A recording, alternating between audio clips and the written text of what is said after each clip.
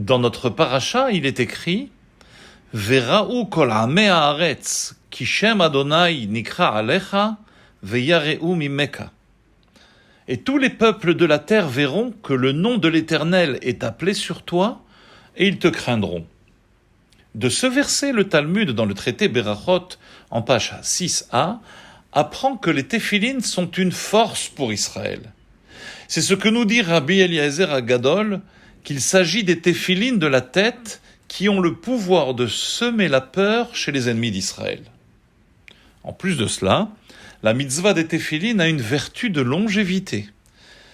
Comme le rappelle le Talmud dans le traité Menachot en page 44a, Ve'amar Resh Lakish, kol hamaniach tefilin ma'arich yamim. Resh Lakish nous dit que tout celui qui met les téphilines prolonge ses jours. La mitzvah des téphilines est l'une des mitzvot dont on dit qu'elle équivaut à l'ensemble de la Torah. Elle fait partie des 3 mitzvot centrales qui constituent un signe dans la relation du peuple juif à Dieu. Les 2 autres étant la Mila et le Shabbat. Nous trouvons également le caractère exceptionnel de cette mitzvah dans le fait qu'il est rapporté qu'une personne qui n'aurait jamais mis les téphilines de sa vie, car kafta de la manach tefilin, un crâne qui n'aurait jamais posé des téphilines dessus, ça fait partie d'une catégorie d'êtres dont à Dieu ne plaise, il ne faudrait jamais en faire partie.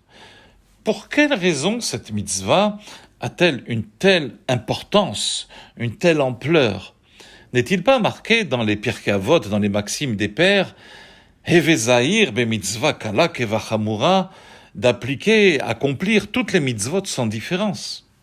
Mais effectivement, agir pour accomplir une mitzvah, dans la pratique, dans l'abnégation, dans l'engouement, doit être sans distinction.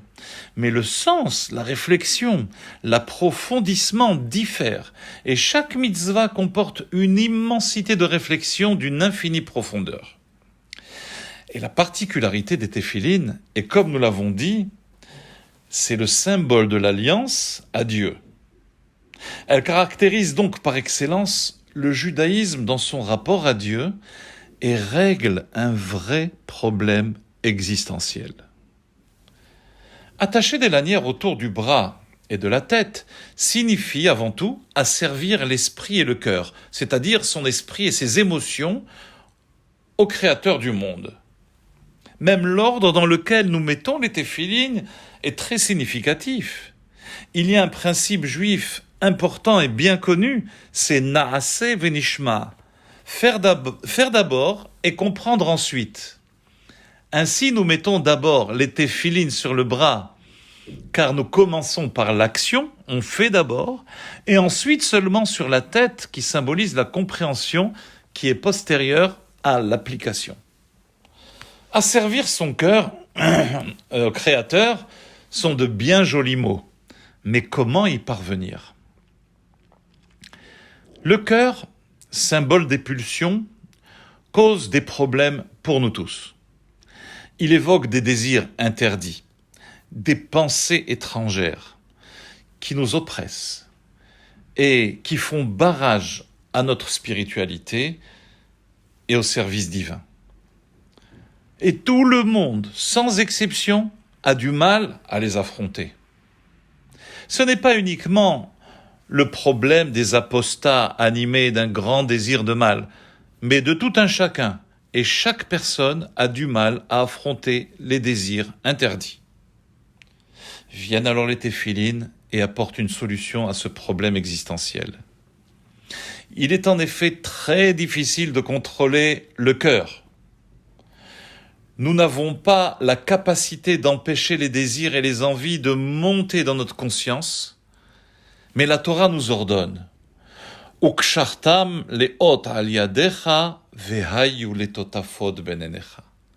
Tu les attacheras, les téphilines, à ta main, c'est-à-dire, lorsque le désir surgit, attache-le et retiens-toi de diriger l'interdit vers l'action. À ce stade, l'interdit est immobilisé, attaché à ta main, symbole des téphilines du bras. Mais combien de temps peut-on vivre ainsi? Combien de temps peut-on lutter contre un ennemi qui se trouve en permanence à l'intérieur de notre demeure, à l'intérieur de notre personnalité? Comment mener une lutte permanente? Alors la Torah continue et révèle le grand secret par les téphilines de la tête. Vehayu les totafot benenecha. Les téphilines seront posées en signe entre tes yeux, c'est sur la tête. Oui, dans l'esprit. Dans l'esprit, nous avons un contrôle continu. La Torah nous demande alors de contrôler par la force de l'esprit.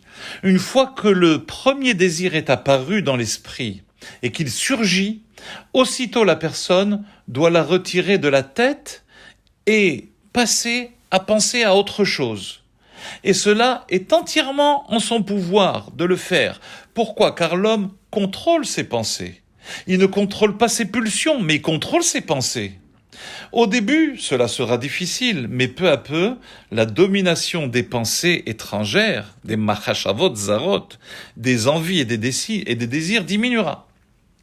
Lorsque vous êtes envahi par une mahashava zara, par une pensée étrangère, la stratégie est de ne pas la combattre. Au lieu de cela, pensez à autre chose immédiatement. Une pensée de Torah apprise récemment, ou même pensez à la météo, à la politique, tiens. Et en mettant chaque jour les téphilines, et en intégrant cette perspicacité psychologique des téphilines, vous vivrez une vie calme, harmonieuse et heureuse, physiquement et spirituellement. Shabbat Shalom.